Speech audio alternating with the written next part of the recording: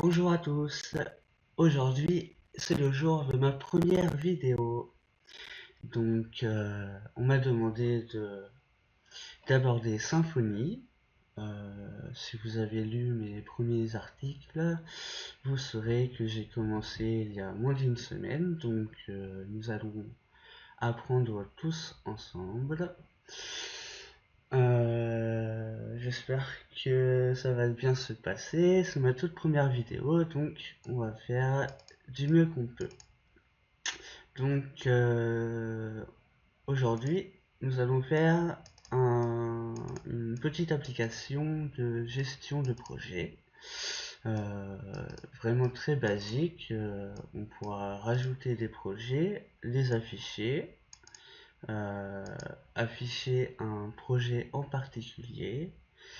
Euh, Bien sûr, on pourra l'éditer, changer des paramètres et bien sûr les supprimer, évidemment. Voilà. Donc on va pas vraiment rentrer dans les détails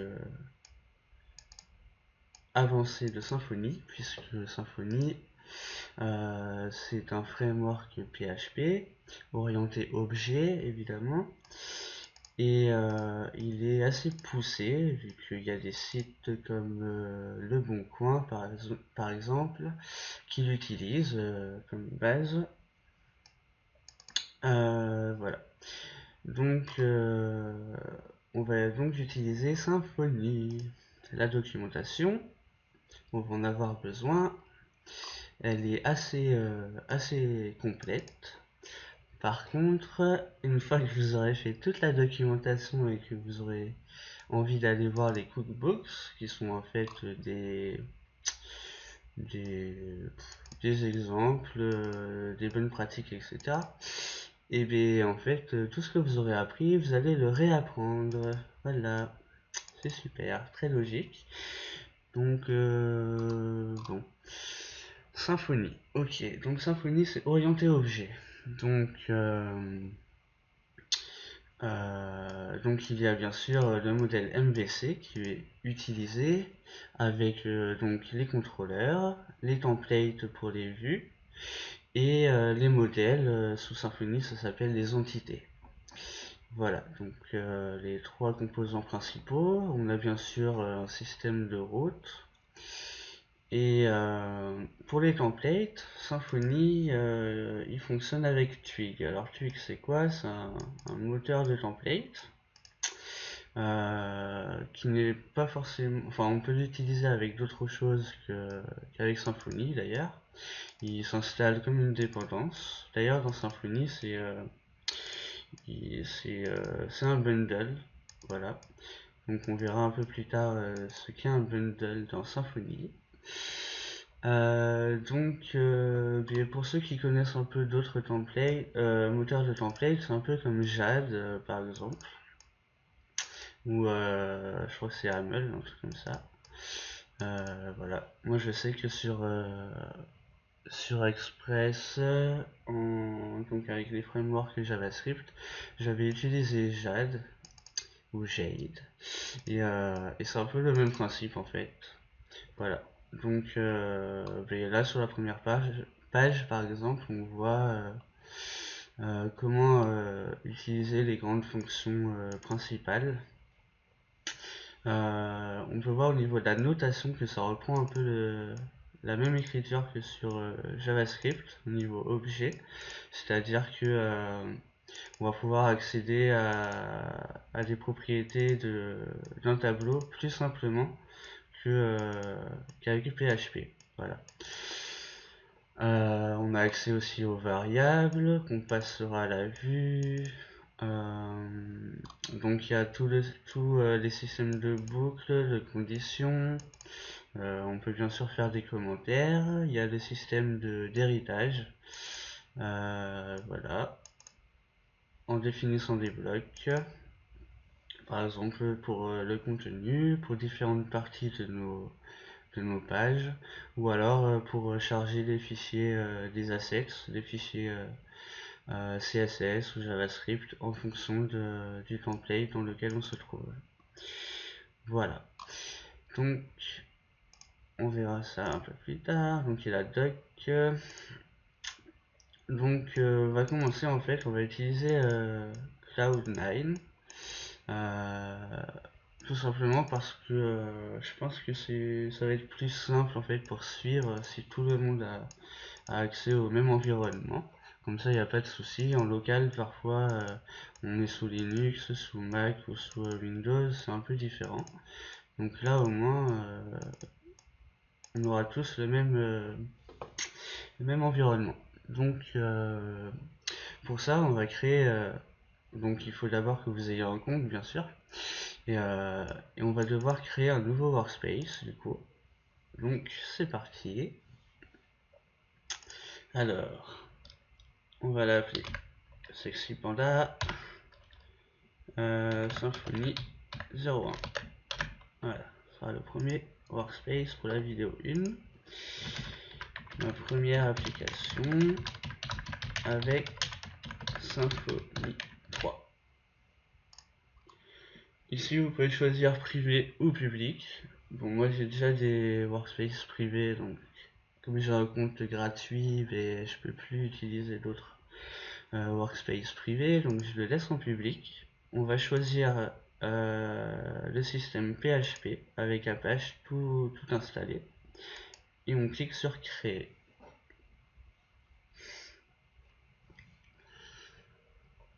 On va attendre que ça charge, qui crée le container.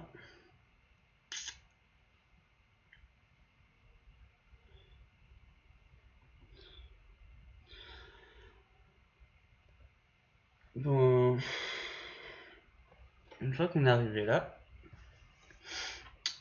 on va devoir configurer notre workspace, installer Symfony avec Composer et paramétrer la commande pour enfin la configuration pour lancer le projet et pouvoir le mettre en ligne et pouvoir commencer à développer. Donc on va fermer ça, tac tac, ok. Donc ici on a bon, pour ceux qui connaissent pas le workspace de Cloud9, donc à droite ici là on a toute la liste, l'index avec tous les fichiers et les dossiers. La partie contenu ou les différents fichiers qu'on va ouvrir, par exemple là Hello World, hop, ici on a le code qui s'affiche.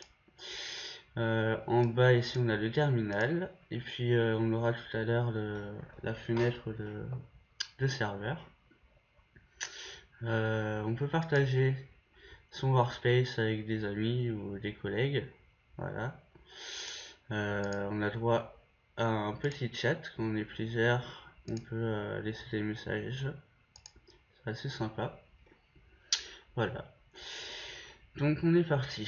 Donc la première chose à faire déjà, c'est de mettre à jour le workspace. Donc pour ça, on va taper sudo apt-get update. Il va mettre à jour toutes les dépendances et tous les fichiers du workspace. Et ça, voilà. Hop. Vous voyez, c'est assez rapide. Ensuite, on va installer une dépendance dont Symfony a besoin pour fonctionner. Et c'est PHP 5 Intel. Voilà. Hop. On installe la petite dépendance. Normalement, ça ne devrait pas mettre trop de temps. Voilà, c'est assez rapide. Et d'ailleurs, on voit que par défaut, Cloud9 avait déjà installé la version la plus récente. Donc ensuite, on a une petite manip à faire pour définir la time zone dans le PHP ini. Donc c'est fichier de configuration Apache. Et pour ça, on tape cette petite commande. Tac. En gros, ça va juste aller écrire dans le fichier PHP ini de Apache. Ça va aller paramétrer correctement la time zone. Voilà. Donc bien penser à mettre le sudo ici, sinon ça ne fonctionnera pas. Une fois que c'est fait, on va installer MySQL, puisqu'on va accéder avec Symfony et Doctrine, qui est aussi un bundle. On va accéder à une base de données pour pouvoir aller stocker nos informations. Donc on est parti, MySQL, on installe. Voilà. Ok. Là, il nous dit que une base de données a été ajoutée. Ici, on a l'utilisateur et puis le nom de la table. On s'en servira pas puisque on aura en fait le login de phpMyAdmin. D'ailleurs, c'est ce qu'on va installer tout de suite. phpMyAdmin ctl install. Hop. Ah, phpMyAdmin. Non.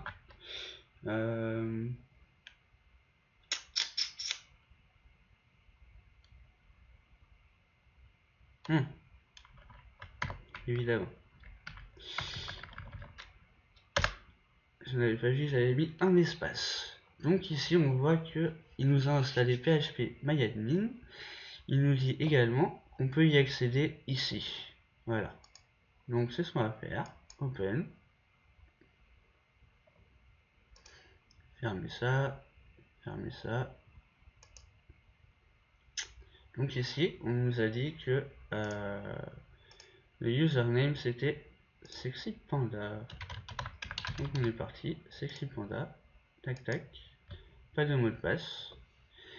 Et nous voici sur notre base avec toutes nos bases de données. Voilà.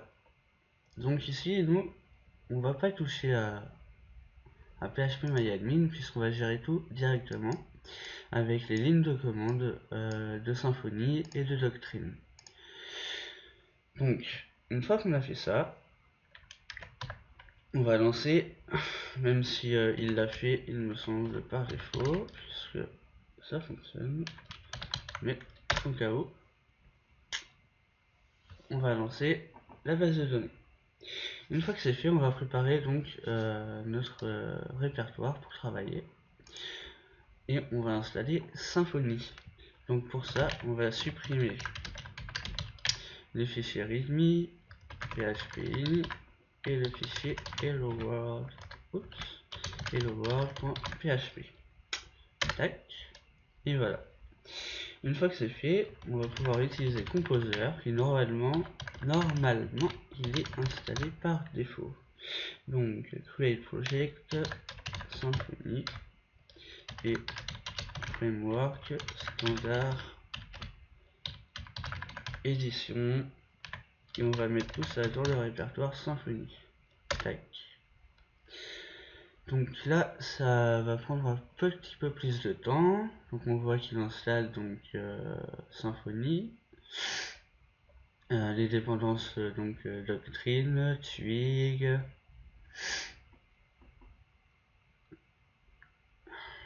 le cœur de Symfony, système de log, le cache pour Doctrine. Enfin, il installe pas mal de choses. Bon.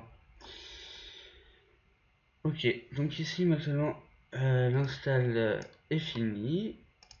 Non, n'est pas fini. En fait, il nous demande donc des informations pour paramétrer la connexion à la base de données. Donc ce qu'on va faire là pour l'instant, on va appuyer sur entrée. On met toutes les infos par défaut. On ira configurer ça tout à l'heure manuellement. Donc une fois qu'on a installé avec Composer, on va bouger les fichiers qui sont dans Symfony. Tac tac, alors on met tous les fichiers, on part, tac tac, et on veut les déplacer dans le dossier racine. Normalement c'est ok. Voilà. Et maintenant, il ne nous reste plus qu'à virer le dossier Symfony. Ok. Donc là, on est bon. Est-ce que vous croyez qu'on est bon? Alors, c'est là qu'en fait, en local, normalement, une fois que c'est fait, ça fonctionne. Par contre, sur Cloud9, on va avoir besoin de configurer un petit fichier avant. Donc pour ça, on va ouvrir le contrôleur frontal de développement. Et on va devoir aller commenter toute cette partie-là. Voilà.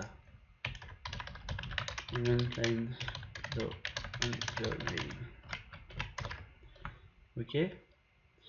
En fait, c'est tout simplement parce que nous, on va pas pouvoir accéder à localhost comme comme le check en fait Symfony.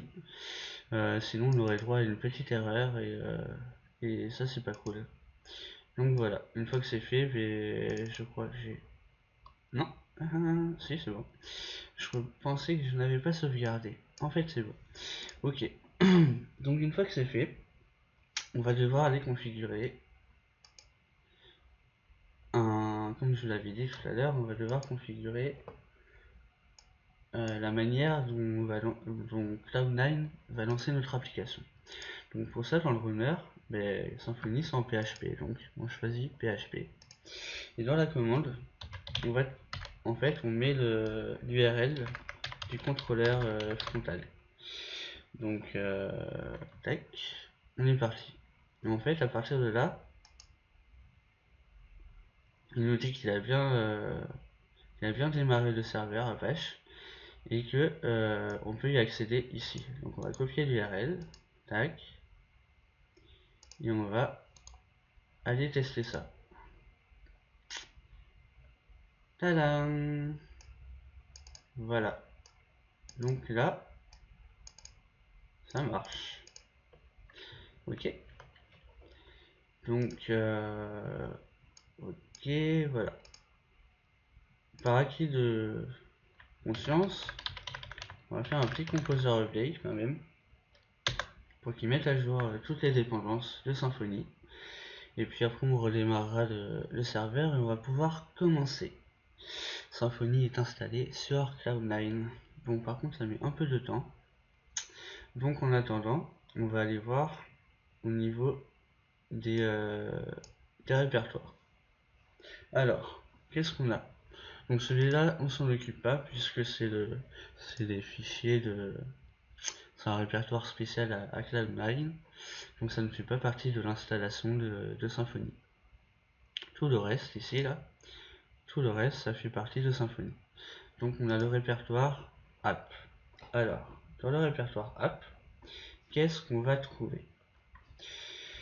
Le répertoire app en fait, ça va être tout ce qui concerne la config et les templates, en règle générale. Ok. Il va pas y avoir beaucoup de fichiers PHP. D'ailleurs, il me semble que les trois seuls qu'on peut y trouver, ce sont ceux-là. Donc il y a l'autoload qui sert à charger tout ce que l'application a besoin automatiquement avec les namespaces. Et on a l'app-kernel qui en fait c'est le cœur de Symfony. C'est lui qui va chercher les bundles, qui les enregistre. Et donc on va voir d'ici quelques secondes ce qu'est un bundle. Mais voilà, donc tous les bundles, pour l'instant on va dire c'est des sortes de plugins, voilà, grossièrement. Et tout ça est chargé par le kernel, par le cœur de Symfony. Donc dans app on a les configs. Donc Symfony ça marche, ça fonctionne avec les environnements, c'est-à-dire qu'on a des environnements de développement, un environnement de production et un environnement de test pour faire des tests unitaires. Nous, on va travailler bien évidemment avec sous l'environnement de développement. Donc on a la config qui est les configs principales par rapport au framework et à l'application. Voilà. On verra ça plus en détail dans les prochaines vidéos. Ok, donc ici on a le fichier de paramètres pour la base de données. Si vous vous rappelez, dans la ligne de commande, ce sont les informations qu'elle nous avait demandées. Donc ce qu'on va faire, c'est qu'on va le remplir nous-mêmes. Ici, on a notre base de données, donc les serveurs, on voit bien que c'est en localhost, hein. Donc là, c'est la bonne adresse. Ici, j'ai pas testé de le laisser à nul. Moi, je spécifie le port à chaque fois, le port SQL. La database, moi, je vais l'appeler SexyPanda Symfony 01. Ok. Mon user, moi, c'est SexyPanda. Vous, en règle générale, ça va être le user enfin, le login de votre compte, quoi. Donc, voilà. Tac, password à nul, puisqu'il n'y en a pas, et puis le mailer, pour l'instant, on va pas l'utiliser. Donc, ici, on peut spécifier une clé dont Symfony se servira ensuite pour créer des tokens.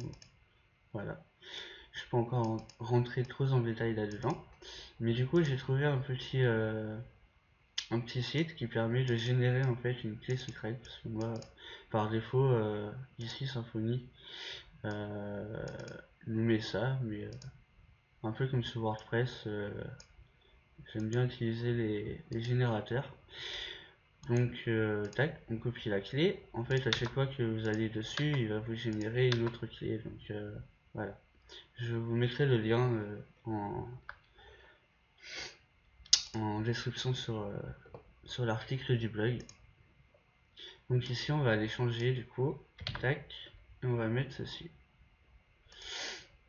Ok. Donc ici, vous avez vu quand même, c'est du YAML, hein. Donc au niveau de la configuration, c'est assez simple. Il faut juste respecter les indentations. Donc ici, ce ne sont pas des tabulations. Sinon, vous allez avoir des erreurs. C'est 4 espaces. Donc on met là, et si on veut rajouter quelque chose, c'est 1, 2, 3, 4. 4 espaces et pas de tabulation. Sinon, ça peut vous faire des erreurs. Ok, donc là on est parti, on va sauvegarder le fichier, tac. Composer, il a fini de faire ses trucs. Je vais juste aller relancer le serveur. Tac. Voilà. On va vérifier que tout fonctionne encore. On sait jamais. Ok. Donc ici dans l'URL, vous voyez que on est dans le dossier web et qu'on est dans le contrôleur, dans le fichier app.dev. Donc on va aller voir, on va finir rapidement les répertoires. Bin, ça va être tous les exécutables. On va servir dans la console pour générer les entités, pour créer les tables et puis la base de données. Et bien, ça sera grâce à ce répertoire. Dans SRC, c'est là où on va retrouver 99% de notre code. C'est là où on va créer nos bundles et on va mettre tous nos fichiers, nos contrôleurs, nos services, etc. Donc là, on peut voir que par défaut, il nous a fait créer un bundle app bundle avec un contrôleur par défaut. Voilà. Donc là, on retrouve donc, on va dire la syntaxe d'un framework MVC, hein, avec ça prend un namespace, les dépendances utilisées et une classe qui prend on verra ça tout à l'heure quand on va faire nos contrôleurs. Et là on voit que ça utilise les annotations. On verra ça quand on va générer notre bundle. Là c'est les annotations pour les routes. Voilà, tout simplement. Donc là pour comment dire, traduire, en gros il dit que cette action sert en fait à la route par défaut, de racine, et on donne un nom à la route. Donc là c'est home page, donc la home. Voilà. Donc tac tac, et du coup dans le contrôleur, et ben il va en fait juste rendre la vue, donc en prenant le template dans le dossier défaut et le fichier index.html.twig. Voilà. Tac, ça on peut fermer. Ok. Donc on a un simple contrôleur. Voilà. Donc du coup, vous avez bien vu que là, il allait chercher la vue dans le dossier défaut. Ok, default et index, d'accord. Et il charge ça. Welcome, tac tac tac, tac tac. Et c'est bien ce qu'on a ici. D'accord. Voilà. Ok. Bon, on va terminer rapidement. Donc les tests, bah, ce sera pour tous les tests unitaires. Le dossier var, en fait, c'est pour tout ce qui est cache, log, que Symfony utilisera. Vendor, c'est pour toutes les dépendances. Donc voilà, alors on voit qu'on a pas mal de dépendances déjà installées par défaut. Et le fichier web, en fait, c'est le fichier public. Ce sont là où tous les fichiers qui seront accessibles aux utilisateurs, aux visiteurs du site, sont disponibles. Avec en plus, donc du coup, on va retrouver les assets avec donc les fichiers CSS, JavaScript, voilà, et on retrouve les contrôleurs frontaux. Donc on a le app.php et le appdev.php. Alors pourquoi il y en a deux? Simplement parce qu'en fonction de l'environnement dans lequel on est, il va charger indépendamment le bon contrôleur frontal. Voilà, donc celui qui nous intéresse et qu'on a modifié tout à l'heure, c'est celui-ci. On est en développement, donc le contrôleur frontal qui va être appelé à chaque fois, ce sera appdev. Voilà, et c'est celui qui, d'ailleurs, qu'on a appelé ici, qu'on a chargé au niveau du serveur.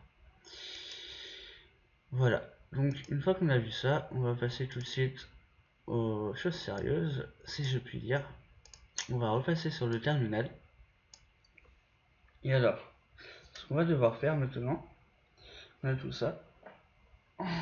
On va aller générer notre bundle pour commencer.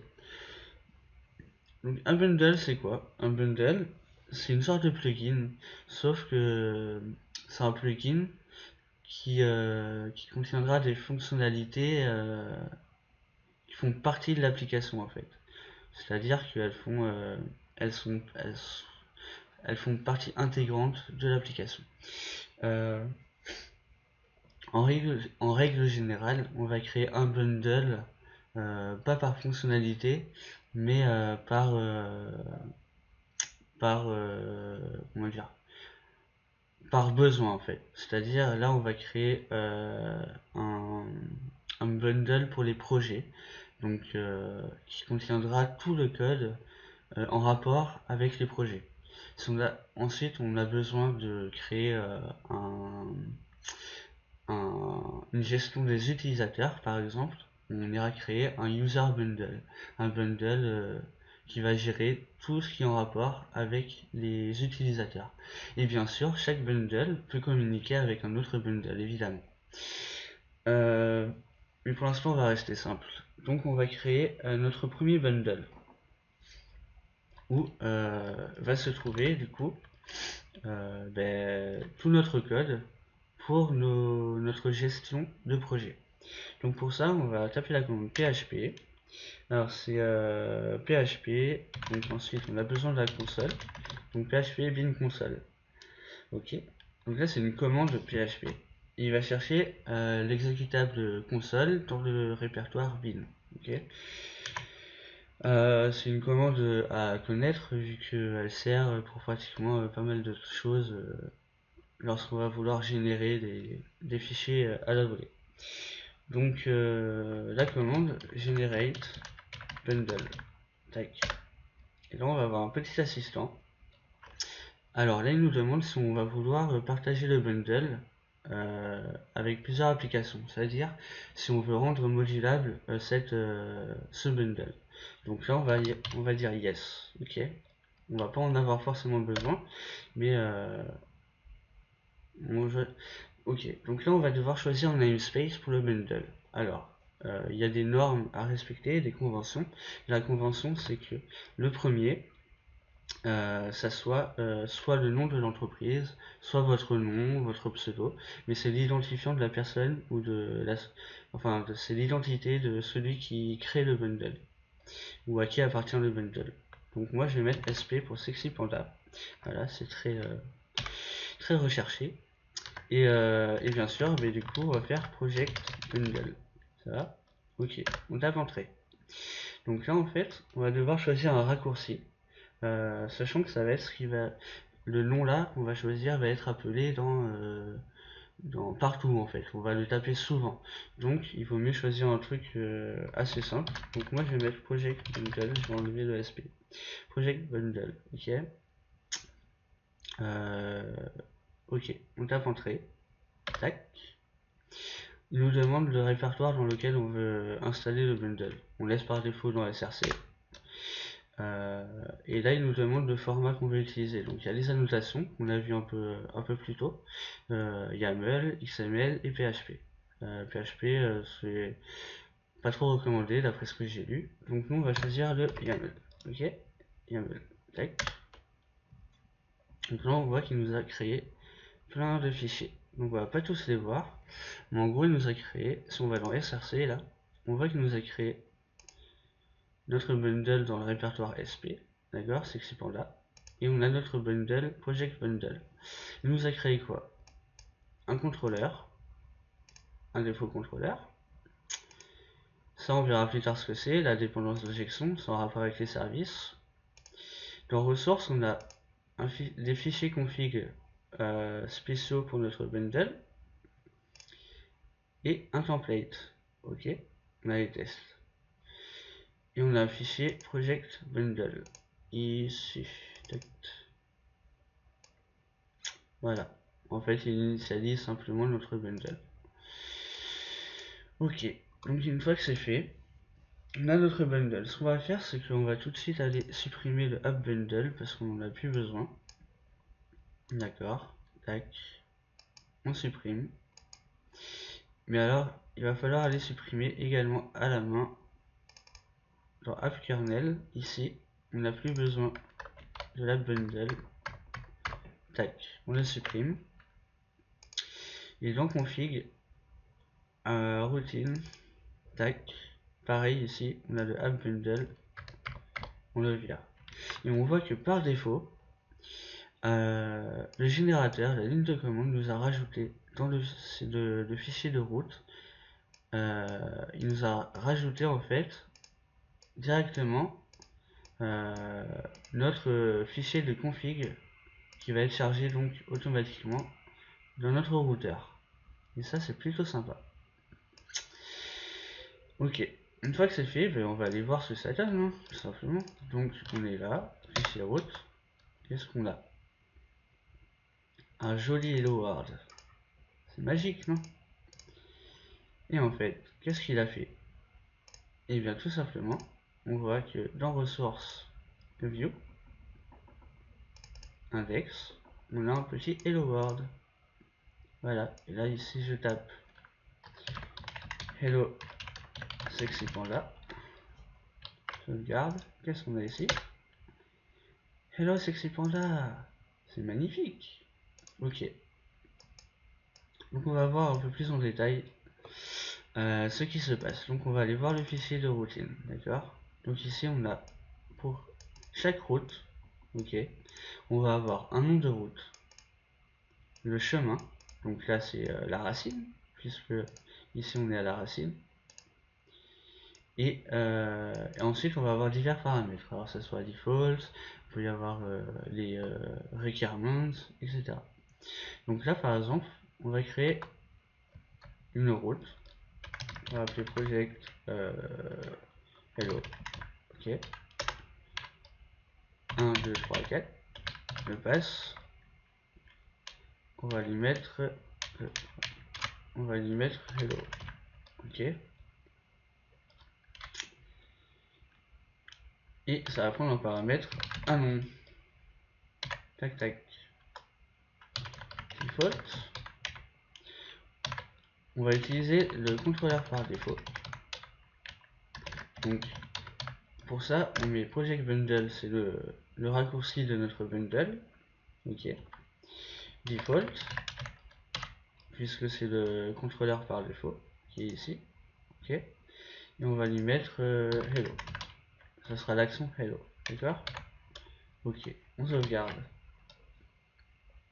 Donc on va dans notre contrôleur et on voit ici donc on a le namespace qui reprend le nom.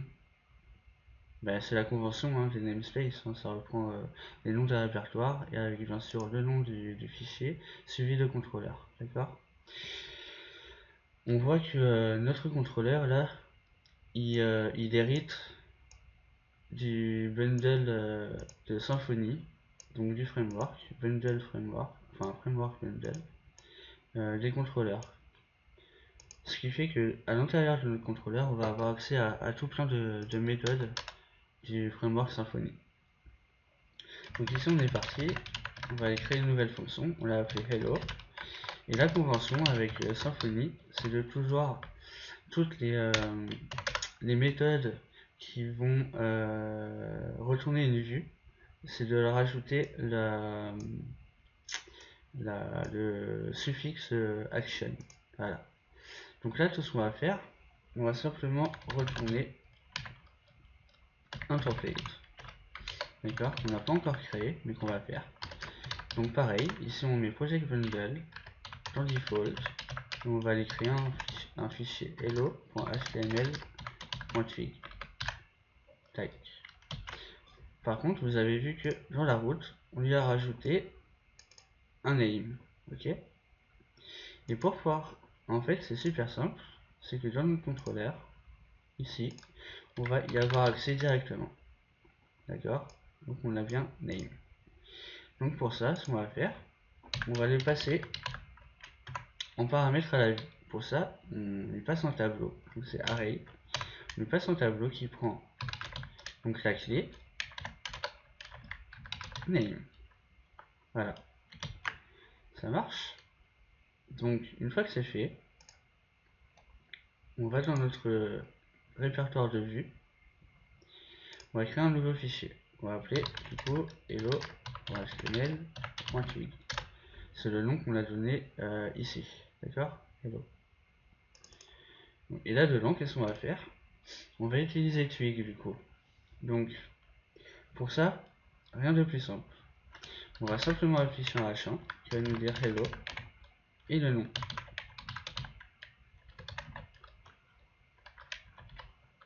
En anglais, il n'y a pas d'espace.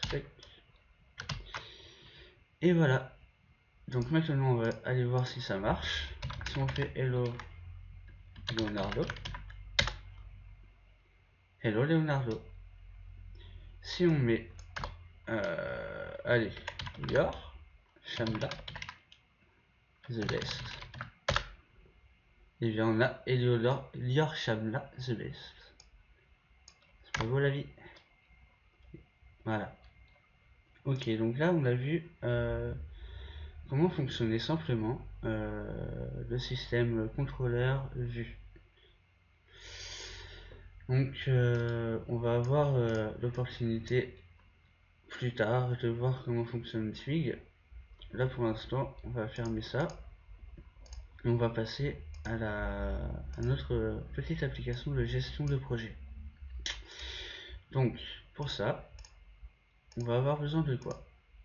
Premièrement on va avoir besoin de créer une entité. Pourquoi on a besoin de créer une entité? Et bien en fait l'entité c'est donc sur Symfony ça représente les modèles, donc c'est l'accès à notre base de données, à nos données tout simplement, dans la base. Et on peut le faire à la main évidemment, mais là on va générer automatiquement parce que je trouve que cette fonction est super sympathique. Donc pour ça, on va encore utiliser la console. Donc on fait un PHP, bin console, et cette fois-ci, on va faire un petit generate doctrine entity. Ok. Donc là, il va nous demander donc le nom de l'entité. Donc pour ça, il y a pareil une convention à respecter. On doit utiliser le nom du bundle, project bundle, et on lui donne le nom qu'on veut. Donc là on va l'appeler project, d'accord? Ça va créer la table project dans notre base. Donc voilà, c'est parti. Tac. Alors, qu'est-ce qu'il me dit? Eh oui, on n'a pas créé la base de données. Donc forcément, ça bloque. Alors, ce qu'on va faire, c'est qu'on va tout simplement aller la créer. Non, on va pas aller dans PHP myadmin, on va simplement, grâce à la ligne de commande de Symfony, on va pouvoir créer notre base de données. Donc pour ça, c'est simple, on va faire doctrine database create. Il va aller chercher les paramètres qu'on a remplis tout à l'heure dans parameters.yaml et il va aller créer notre base de données. Et là, il nous dit bien qu'il a créé la base de données SP Symfony 01. Voilà. Ok. Donc là, du coup, on va pouvoir relancer notre générateur d'entité. Donc on retape project bundle et le nom c'est project. Ok. Donc là, il nous demande si on veut utiliser le format qu'on veut utiliser pour la config. Donc, nous, on va utiliser le YAML encore une fois. Tac. Voilà. Et donc là, on va pouvoir créer nos champs qu'il va y avoir dans la table. Donc pour ça, moi j'ai déjà préparé ce qu'on a besoin. Donc on a besoin de quoi? D'un nom. Chaque projet a un nom. Donc un nom. C'est le type string. La taille, ok. La taille, on va mettre à 100. Pas très utile. Est-ce que c'est obligatoire ou est-ce que ça peut être vide? Non, ça peut pas être vide puisqu'un projet doit avoir obligatoirement un nom. Donc par défaut, tac, ok. On va rajouter maintenant la description. Alors, pour info, Doctrine, il vous avertit quand vous ne pouvez pas utiliser de nom de champ en fait. Par exemple là, si on voulait juste mettre desk à la place de description, comme ça pourrait porter à confusion avec des commandes SQL en fait, si on tape ça, il nous dit que c'est un mot réservé. Donc ici on va taper description. Tac. Description ça va être un texte. Voilà, nullable no. Ok. Donc on a la description, qu'est-ce qu'on a besoin d'autre? La date. Ok, donc on a besoin d'une date. On va l'appeler date tout simplement. Tac. Alors, field type. Bah, c'est une date. On aura simplement besoin de la date. Je sais pas pourquoi il me met ça. Non. Date. Voilà. Label non. Unique. Ok. Ensuite, la date c'est fait. On va taper un username. D'accord. Plus tard, on va créer des utilisateurs dans une autre vidéo. Quand on sera un peu plus avancé. Donc on viendra et puis on modifiera la table. Pour l'instant, on va simplement utiliser un champ username et puis on mettra le nom de la personne. Voilà, username.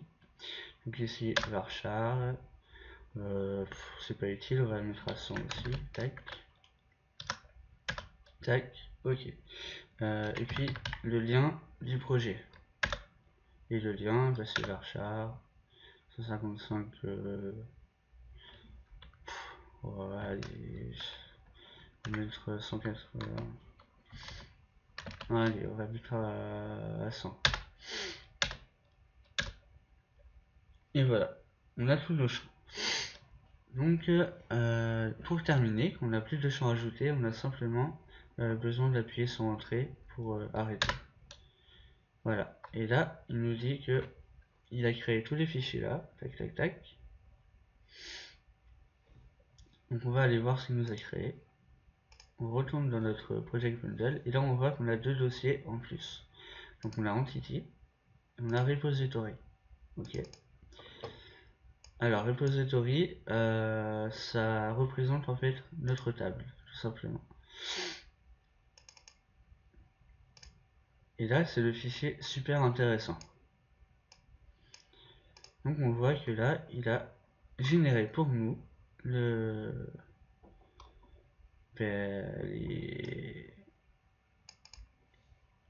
les variables de notre table, tout simplement. Donc on est parti, on va regarder. Donc on voit qu'on a un ID, on a bien notre champ name, description, date, username et link. Ok. Mais on voit aussi qu'il nous a créé nos getters et nos setters automatiquement. Donc là on voit qu'il y a déjà la fonction pour aller chercher l'id, que on a déjà la fonction pour enregistrer le nom, récupérer le nom, et ça pour chaque champ. On l'a fait pour chaque champ. Et ça c'est plutôt super sympa. Voilà. Donc ce qu'on va faire, c'est qu'on va regarder du coup. Tac. Hop. Un petit timeout sur la session. Voilà. Donc on a nos fichiers. D'accord. On a bien notre base de données qui a été créée. Mais on voit qu'il n'y a aucune table qui a été trouvée. Pourquoi? Parce que là on a simplement généré les fichiers.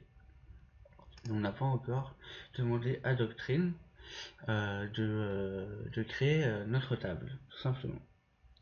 Donc pour ça, ce qu'on va faire, c'est que on va aller updater en fait les schemas. Et les schemas c'est quoi? Et ben les schemas, c'est pour ceux qui ont fait un peu de MongoDB par exemple, c'est des modèles en fait tout simplement. Donc on est parti. PHP, bin console, comme à chaque fois.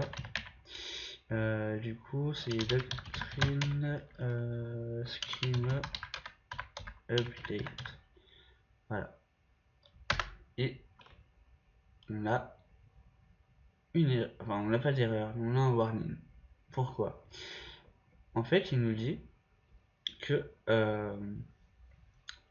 en fait c'est un warning pour l'environnement de production. C'est-à-dire que l'environnement de production, il y a d'autres paramètres à rentrer. Là on est en développement et pour que ça fonctionne, on va devoir rajouter un tag. Le tag c'est pour forcer en fait. Donc on va retaper la ligne de commande avec le tag force. On le lance et là il nous dit qu'il a bien mis à jour la table et que voilà, on a la réponse. Donc il y a bien une table de créer. Si on retourne là sur la base de données, on voit qu'il a bien créé notre table project. Voilà. Et si on affiche la structure, on voit bien qu'on a l'id, le name, la description, la date et username avec tout ce qu'on lui avait demandé de créer. Donc là, on va repartir. Tac. Ok. Donc là, pour le moment, comment on fait pour y accéder? Alors, soit on va créer on va créer tous nos contrôleurs, etc. D'accord? Mais là, en fait, je voulais qu'on voit aujourd'hui vraiment qu'on utilise les lignes de commande. Donc, ce qu'on va faire, c'est qu'on va utiliser encore une fois la ligne de commande. Il y a une commande qui va pouvoir aller nous générer tous les fichiers nécessaires pour, ça s'appelle le CRUD, c'est-à-dire le liste, l'ajout, l'édition et la suppression, d'accord. Donc pour ça, la ligne de commande est très simple, encore une fois, c'est donc commande PHP bin console, et cette fois-ci, on va faire un petit generate doctrine CRUD. Ok, à partir de là, il va nous demander l'entité qu'on veut générer. Donc, toujours pareil, project bundle, 2 points, et là on met project, puisque c'est le nom de notre entité, ici, project, d'accord. Et c'est parti. Donc là il nous demande si on veut générer, en fait il nous dit que le générateur par défaut il crée deux actions. Donc les actions list pour afficher la liste, et show pour afficher un item en particulier. Et nous on veut aussi pouvoir en ajouter, mettre à jour et supprimer. Donc ici on va taper yes. Oui, on veut générer des actions d'écriture. Il nous demande la configuration, le format de configuration. Donc on va mettre YAML aussi. Tac, parti. Donc il nous demande la route, le préfixe qu'on veut utiliser pour accéder à nos pages, à nos vues. Donc ici, nous, ce qu'on va mettre, on va mettre project avec un S. Ok. Est-ce qu'on confirme? Oui, on confirme. Merci. Et là, on voit qu'il nous a créé plein de fichiers. Alors, on va faire un peu le tour de tout ça. On n'a pas fini. En fait, on doit confirmer la mise à jour automatique en fait du système de routage. Donc on met yes pour qu'il puisse ajouter toutes les routes qu'il a créées sans qu'on ait rien à faire en fait. Donc yes. Voilà. Donc là on nous dit que tout est ok et que maintenant ça marche. D'ailleurs on peut le vérifier si on va ici et qu'on fait project. On voit qu'on arrive bien sur project list. On peut créer un nouveau projet. Tac tac. Retourner à la liste. Bon, on va faire le tour de ce qu'il nous a fait. Donc on voit déjà qu'il nous a créé un contrôleur. On a un nouveau répertoire qui s'appelle form, ici. On verra ça dans une prochaine vidéo. Mais en gros, ça génère, on va regarder vite fait. En gros, en fait, ce fichier sert à générer des formes, des formulaires, de manière fonctionnelle, on va dire. Voilà, on peut lui spécifier des options, etc. On verra ça dans une vidéo un peu plus avancée. Puisque même moi, je n'en suis pas encore là, donc c'est pour ça que je ne peux pas... puisque même moi, je n'en suis pas encore à ce stade, donc je ne peux pas vous en dire plus. Donc on a notre contrôleur, on va regarder ce qu'il fait. Donc on a la méthode pour lister. Donc il fait quoi? Il fait une requête, il initialise une connexion à la base de données. Il va chercher dans notre table project, il nous récupère tous les items et il renvoie tout ça à la vue qui est dans project index et on renvoie les projets. Tac. La méthode pour ajouter un nouveau projet, il fait quoi? Il crée une nouvelle instance pour les projets. Il crée un formulaire et il récupère en fait le request en fait ici. C'est la requête qui va être envoyée au contrôleur frontal. Si on ne le marque pas, on n'aura pas accès en fait aux paramètres de la requête supplémentaire par exemple qu'on pourrait avoir besoin. Donc ici, on voit que il vérifie que la forme a bien été validée et soumise. Il initialise une connexion. Cette commande là persiste, insère simplement dans la table les données et ensuite ça nous les récupère.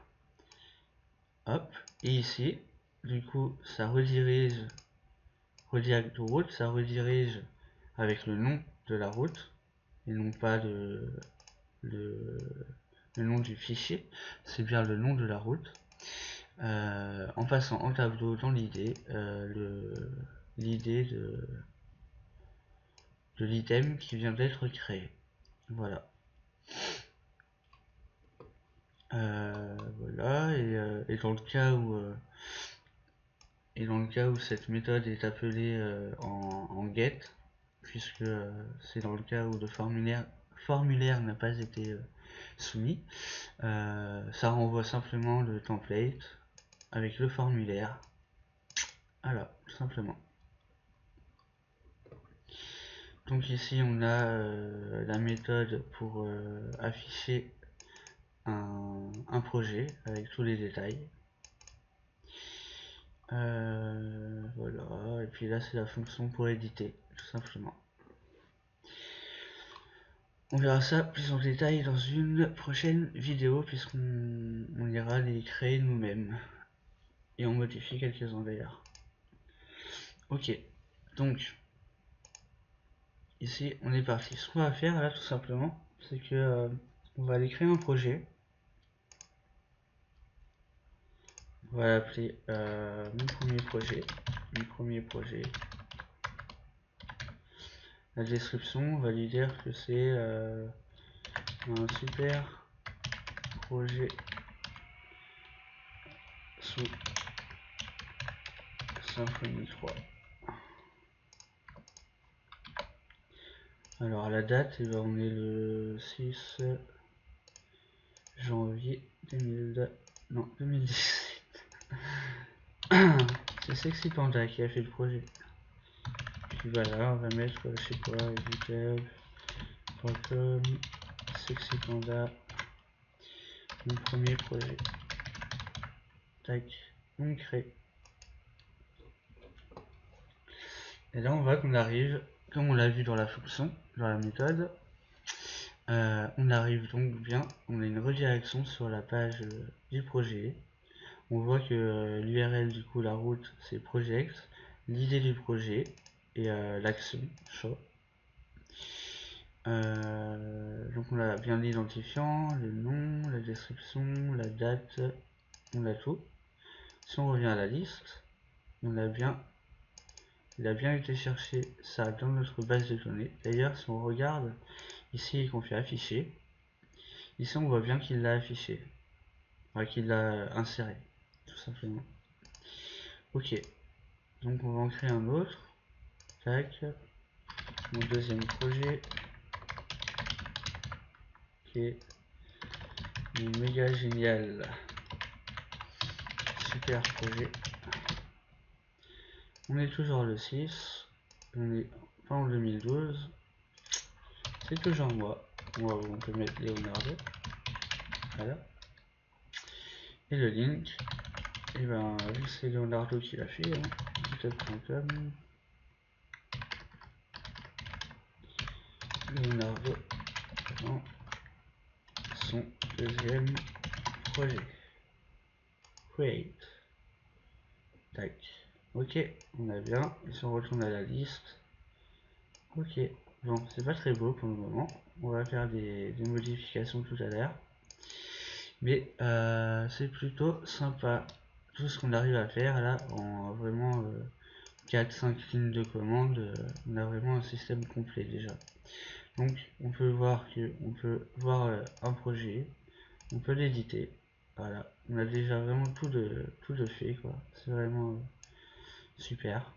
On peut modifier. Donc là si par exemple je sais pas, je change super projet 2, tac, et je fais edit. Et bah quand je retourne à la liste, on voit bien que c'est mon méga génial super projet 2. Ok. Donc là on peut faire chaud, on peut en supprimer un. Moi je vais en créer un autre parce que ceux-là ils sont super cool et j'ai pas envie de les supprimer. Donc là je vais mettre n'importe quoi, Symfony test. Projet à supprimer, il est nul. On est toujours le 6.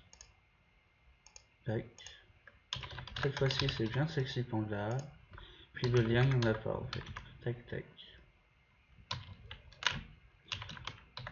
On va point faire create. Ok, donc là si on fait delete, on voit bien qu'il nous a supprimé l'item. Et là si on rafraîchit, afficher, on a bien que 2 items. C'est magique. Ok, donc ce qu'on va faire là, maintenant qu'on a tout qui fonctionne, on va essayer de rendre ça un peu plus beau. Et ça va être l'occasion de voir les assets et puis Twig. Voilà. Et on finira là-dessus. Ok, donc là, on n'a plus besoin de la console. Ce qu'on va faire, c'est qu'on va tout de suite aller dans Web, créer les dossiers dont on a besoin. Donc on va avoir besoin de style. Donc on va aller créer le fichier styles.css et on va avoir besoin de jQuery et de Bootstrap. Donc pour ça on va faire libs et ici j'ai préparé des petits fichiers, dossiers plutôt. On va mettre dans libs. Tac. Pendant qu'il le met, on va aller mettre 2-3 informations. Ok, donc moi là j'ai créé déjà des styles, donc je vais juste les copier-coller. Voilà. Donc mon style.css il va simplement avoir ça puisque le reste on va utiliser Bootstrap. Voilà. Ici il a fini de télécharger les fichiers. Donc on va pouvoir aller du coup créer nos templates. Alors pour ça, ici on sait que dans ressources view, vous voyez on a les templates qu'on avait par défaut. Alors quand on génère un bundle, en fait les templates, on l'a dit tout au début, ils vont dans ressources du dossier app. Et on voit qu'ici, on a celui-là, on peut le supprimer, c'était celui qui était par défaut. Tac, voilà. On voit qu'on a un dossier project avec tous nos différents formulaires et templates. On voit qu'ils héritent, donc c'était la notion d'héritage de Twig. On voit qu'il hérite du layout, enfin du fichier base qui est ici. Ok. Donc on va analyser un peu ces fichiers et puis voir comment ça fonctionne. Donc on a un simple fichier, c'est un simple fichier HTML hein, avec les balises de base, HTML, le doctype, le HTML, le head, le body. Ok. Ici on va déjà commencer par changer le titre de la page. Vous voyez il est ici. On va le changer, on va mettre Project Management. Tac. Je suis désolé, je commence à avoir un coup de barre là. Tac. Style Sheets. On va en avoir besoin. Et JavaScript aussi. Donc ici on voit que en fait on a des blocs. Bloc style sheets et JavaScript. D'ailleurs aussi un bloc body. En fait tout simplement un template qui va hériter de ce fichier là va pouvoir réécrire en fait à l'intérieur le contenu. Donc ici on voit par exemple dans l'index, donc c'est ce template ici, on voit qu'on a un bloc, donc il hérite du layout base, et dans le bloc body, donc qui est ici, bloc body, lui il va inclure tout ceci en fait. Il va inclure le h1 project list, une table, avec un bouton créer un nouveau projet. D'accord? Ok, donc là on va aller, c'est ici que nous on va pouvoir ajouter en fait les styles qu'on veut qui soient chargés dans chaque template. Donc là on a besoin, pour ça on va utiliser pareil des blocs, des fonctions blocs de Twig. Donc on est parti. Donc ça prend, si je me rappelle bien, alors déjà on va faire un link.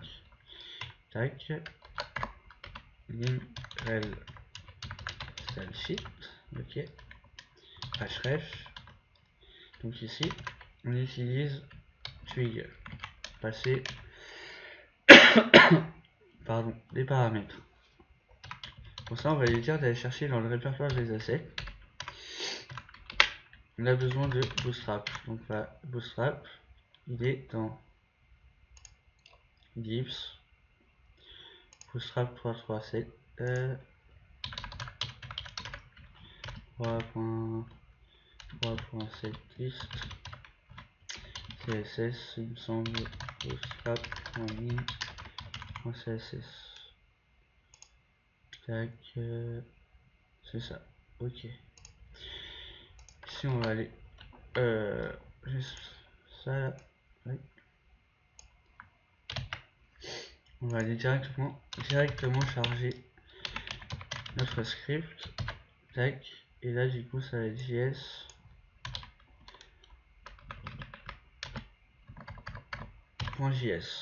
Tac. On va aussi avoir besoin de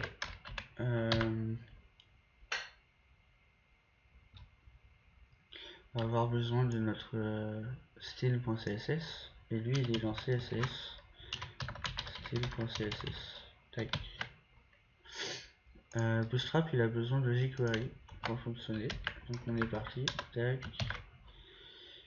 Alors c'est ok, jQuery, donc lui c'est 3.1.1 et normalement ok, et là ça prend jQuery 3.1.1.min.js. ok, donc on va aller voir tout de suite si ça fonctionne et si on n'a pas de soucis. Ok, donc là on voit ici que ça a été mis à jour, que la fonte a changé et voilà, tout simplement. Par contre c'est écrit un peu petit, donc on va aller dans le style.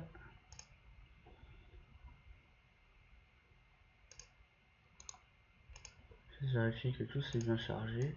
Tac. Donc on n'a pas d'erreur dans la console, c'est ok.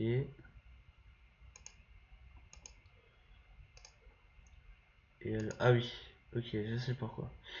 Dans la base, en fait, on va mettre notre contenu à l'intérieur du bloc main. Voilà. Et on va se créer un petit footer. Non, dans un projet, on se crée un petit footer. Et on va mettre Project Management 2017. Ma première application Symfony 3 avec, on se met un petit A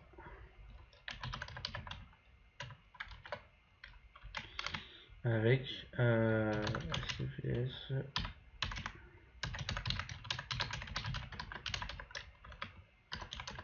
sexy panda. Ok, là si on retourne, voilà, on voit qu'on a notre petit footer ici. Hop. Par contre il va falloir faire un peu de mise en page, donc on va rajouter ça. Ici on va centrer le texte. Tac. Ok, on est parti. On a bien sexy panda, tac tac. Ce qu'on va faire c'est que pour des soucis, enfin c'est pas un souci mais je préfère balancer mes liens comme ça. Racket plank. Ok, on est parti. Là on arrive sur mon site. Tac tac. Ok, donc on voit que là c'est pas très beau. Donc ce qu'on va faire déjà, on va s'occuper de l'index. Donc ce qu'on va faire là, on va déjà le mettre dans un row. Tac.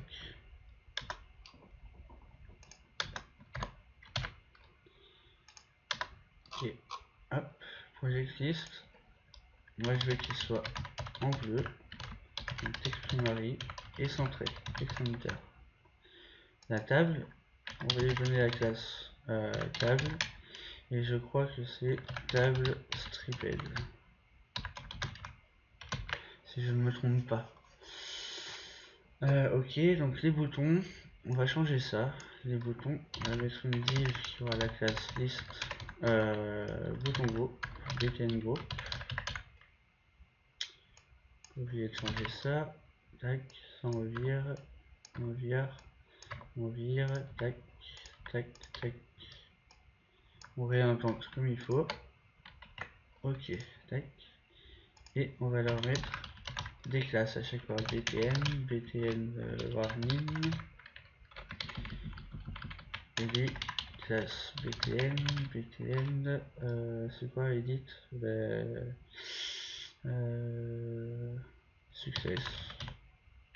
Vraiment, je vais mettre warning ici et success à show. Ok, et ici c'est pareil, donc lui on n'a pas vraiment besoin de ça. Tac. On va lui mettre une case bouton pour qu'il soit plus joli. Mari, c'est une action principale et un gros bouton. Ok, donc là on est parti. Tac. Voilà, par contre je suis pas sûr que ma table striped ait marché. Donc ici, en plus de ça, je veux que mon bouton il soit centré.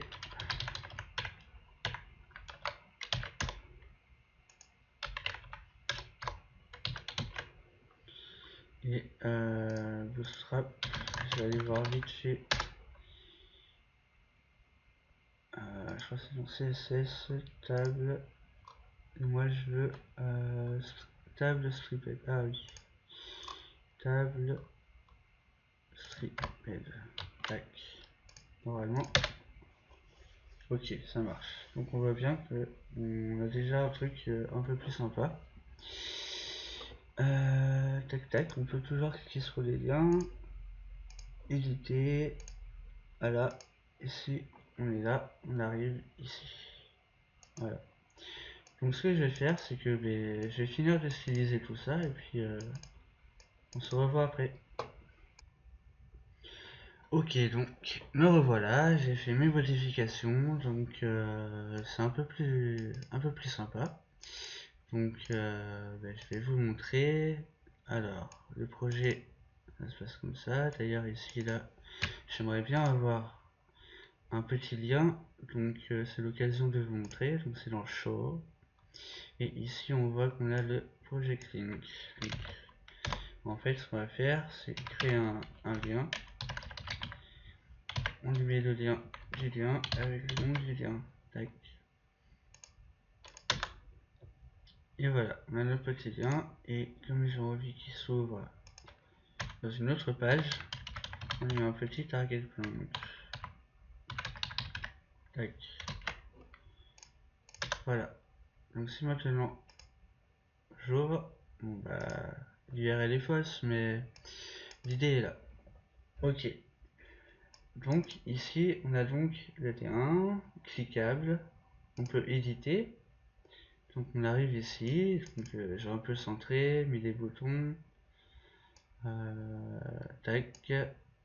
Donc on verra dans une prochaine vidéo comment personnaliser les formulaires ou les refaire de manière à pouvoir utiliser les classes Bootstrap des formulaires.